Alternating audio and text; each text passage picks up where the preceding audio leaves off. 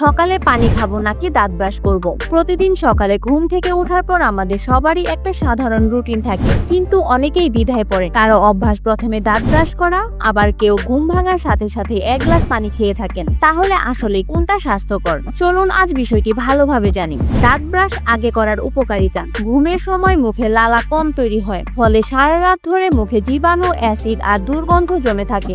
সকালে ব্রাশ করলে মুখ একদম ফ্রেশ হয়, দাঁতের এনামেল ও মাড়ি জীবাণুর আক্রমণ থেকে সুরক্ষিত থাকে, মুখের দুর্গন্ধ কমে যায়, সারাদিন আত্মবিশ্বাস বজায় থাকে। ব্রাশ করার পর খেলে পানি বা খাবার আরো স্বাভাবিকভাবে হজম হয়। পানি আগে খাওয়ার উপকারিতা। অন্যদিকে খালি পেটে পানি খাওয়ারও দারুণ কিছু স্বাস্থ্য উপকারিতা আছে। ঘুমের পর শরীর ডিহাইড্রেটেড থাকে, পানি খেলে শরীর হাইড্রেটেড হয়, মেটাবলিজম বা হজম প্রক্রিয়া সক্রিয় হয়ে ওঠে, শরীরের টক্সিন বা বিষাক্ত পদার্থ বের হতে সাহায্য করে। সকালে পানি খেলে মস্তিষ্ক আরো সতেজ থাকে, কাজের এনার্জি বাড়ে। তাহলে আগে কোনটা?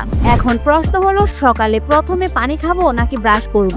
বিজ্ঞানীরা বলেন, মুখ একেবারে অপরিষ্কার অবস্থায় পানি খেলে মুখের জীবাণু পাকস্থলীতে যেতে পারে।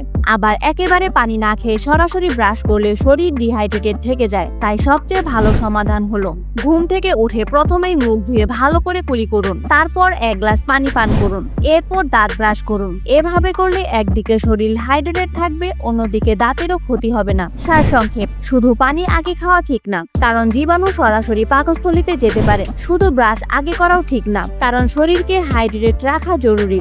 সবচেয়ে ভালো হলো কুলি প্লাস পানি প্লাস ব্রাশ এই রুটিন। এখন বলুন তো, আপনি সকালে কোনটা আগে করেন, পানি পান নাকি দাঁত ব্রাশ? নিচে কমেন্টে জানাতে ভুলবেন না।